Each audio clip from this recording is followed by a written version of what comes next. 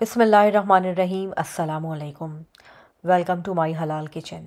आज हमारे किचन में चुकंदर गोश्त या चुकंदर का सालन पक रहा है, जिसको हमने बहुत इजी तरीके से बनाया है। स्टेप बाय स्टेप आपको दिखाएंगे इसकी रेसिपी, और मैं उम्मीद करती हूँ कि ये रेसिपी आपको पसंद आएगी। तो चुकंदर गोश्त बनाने के लिए हमने सबसे पहले 2 प्याज को चॉपर में चॉप कर लिया था, और इसी के साथ थोड़ा सा लहसुन भी था। आप गोश्त के हिसाब से लहसुन ले लें, अगर गोश्त ज़्यादा है तो लहसुन भी ज़्यादा रखें, वरना जितना गोश्त हो उसी के हिसाब से आप ये डाल लें। 6 to 7 पीसेस थे मेरे पास ये लहसुन के, जो मैंने इसके अंदर चॉप करके डाल दिए हैं। मसालों में कश्मीरी रेड चिली पाउडर है 1 teaspoon, normal red chilli powder है 1 टीस्पून, हाफ़ टी स्पून इसमें हल्दी है, 1 टीस्पून धनिया का पाउडर है, 1 टीस्पून ज़ीरे का पाउडर है। नमक आप अपनी मर्ज़ी के मुताबिक ले लें, और इसके अलावा थोड़ा सा साबुत गरम मसाला जो हम नॉर्मल सालनों में डालते हैं वो ले लें। अच्छा, अब चुकंदर थे मेरे पास 3 से 4, जिसको मैंने एक चिप्स काटने के स्लाइसर में इस तरह से करके काट लिया था। बहुत ज़्यादा मोटा नहीं आपने इसको रखना, और बहुत ज़्यादा पतला भी ना हो कि बिल्कुल ही घुल जाए, क्योंकि चुकंदर गलने में थोड़ा सा टाइम लगता है। तो इसलिए हम इसको बहुत ज़्यादा मोटा नहीं काटेंगे, हमने इसको बस पतला पतला ही काटा है। तो अब सबसे पहले हमें यहाँ पे प्याज का कलर चेंज करना है। इसको हम कम्प्लीटली लाल तो नहीं करेंगे, लेकिन हम इसको पिंक कर लेंगे। जब प्याज आपकी अच्छी तरह से पिंक हो जाए और ऑयल हल्का हल्का सा आपको अलग नज़र आने लगे, तो उस पॉइंट पर आप इसके अंदर गोश्त डाल दें। तो अच्छा, बहुत ज़्यादा मैंने ऑयल नहीं लिया है, क्योंकि हमारे घर की रेगुलर कुकिंग है। अगर मैं बहुत ज़्यादा ऑयल डाल के चीज़ें बनाऊंगी तो फिर लॉन्ग टर्म में हमारा चैनल नहीं चल सकेगा। और वैसे भी हमारे चैनल का पर्पज़ ये है कि हर बंदे को कुकिंग आनी चाहिए। जो अपनी नॉर्मल की डेली की जो रेगुलर कुकिंग होती है बेसिकली, वो इम्पॉर्टेंट है, ना कि आप बहुत ज़्यादा फैंसी कुकिंग करके दिखाएं। फैंसी कुकिंग भी हम आपको अपने चैनल पे ज़रूर दिखाएंगे, लेकिन जो हमारा बेसिक फ़ोकस है वो नॉर्मल डेली कुकिंग पर है। तो अब हमने गोश्त को भून लिया है। बहुत ज़्यादा ऑयल तो डाला नहीं था, जो ऑयल अलग होता हुआ आपको नज़र आएगा।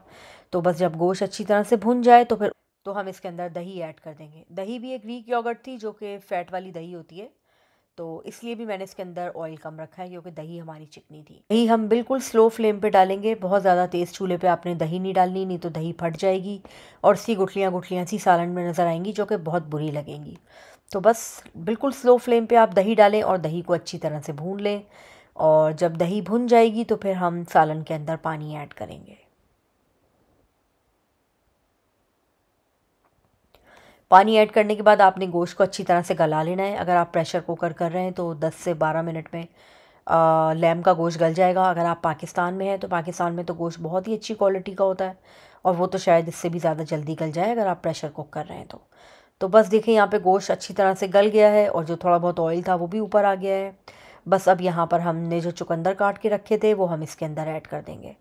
और कुछ लोग चुकंदर के सालन में पालक और साग इस तरह की चीज़ें डालते हैं, और उस सालन को बहुत अच्छी तरह से भून लेते हैं, जो कि बहुत ज़्यादा हैवी हो जाता है।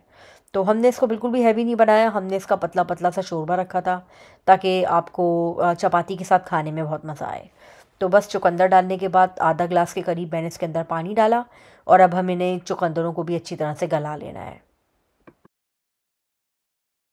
पतीली का ढकना ढक के चुकंदर गला लें, या फिर अगर आप प्रेशर कुकर में बना रहे हैं तो 5 से 6 मिनट के लिए प्रेशर कुकर को दोबारा से बंद कर दें, और उसमें बहुत अच्छे से चुकंदर गल जाएंगे। क्योंकि सब्ज़ी जो है वो अच्छी तरह से गली हुई अच्छी लगती है अगर आप सालन बना रहे हैं तो। और दूसरी साइड पे हमने रोटी बनाई, चपाती बनाई, जिसके साथ ये सालन बहुत अच्छा लगा। और उम्मीद करती हूँ कि आपको हमारी रेसिपीज़ पसंद आ रही होंगी, और इसको आप अपने फ्रेंड्स और फैमिली मेम्बर्स के साथ ज़रूर शेयर कर रहे होंगे। और अगर आपको हमारी रेसिपीज़ अच्छी लग रही हैं तो हमारे चैनल को ज़्यादा से ज़्यादा सब्सक्राइब करें। हमें नए सब्सक्राइबर्स की बहुत ज़रूरत है। तो बस जब रोटी तैयार हो जाए तो हमने इसको साइड में रख लिया था, और हमारा ज़बरदस्त सा चुकंदर का सालन भी दूसरी साइड पे तैयार था, जिसके ऊपर हमने 1 टीस्पून के करीब पिसा हुआ गरम मसाला छिड़क दिया था। उससे इस सालन का टेस्ट और भी अच्छा हो जाएगा। अब देखें, चुकंदर बिल्कुल गल गए। अब हम इसके ऊपर हरी मिर्चें, हरा धनिया, जो भी आपने इसके ऊपर डालना है आप इसके ऊपर डाल दें। डेकोरेशन के लिए हरा धनिया डालें। मैं तो अपने बचपन से यही देख रही हूँ कि हमारे यहाँ इसके ऊपर हरा धनिया डाला जाता है। हम लोग इसमें कभी भी साग नहीं ऐड करते, और साग से बहुत हैवी सा जो है वो सालन बनता है। मुझे कभी भी इसके अंदर साग पसंद नहीं था। तो बस अब आप इसको डिश आउट करें और इसको चपाती के साथ सर्व करें। और मैं उम्मीद करती हूँ कि आपको और आपकी फैमिली को ये रेसिपी ज़रूर पसंद आएगी। इसको आप ज़रूर ट्राई कीजिएगा, और अपना फ़ीडबैक हमें कमेंट सेक्शन में ज़रूर दीजिएगा। हमें आपके फ़ीडबैक का इंतज़ार रहेगा। तो अगर आपको हमारी रेसिपी पसंद आए तो हमें कमेंट में ज़रूर बताएं और हमारी रेसिपी को लाइक करें, अपने फ्रेंड्स और फैमिली मेम्बर्स के साथ शेयर करें। इसी तरह हम आपके लिए अच्छी अच्छी रेसिपीज़ लाते रहेंगे और हम यही फोकस करेंगे कि हम डेली कुकिंग आपको ज़्यादा से ज़्यादा अपने वीडियोस के ज़रिए सिखा सकें। मिलते हैं किसी नई रेसिपी के साथ, जब तक के लिए अल्लाह हाफिज़।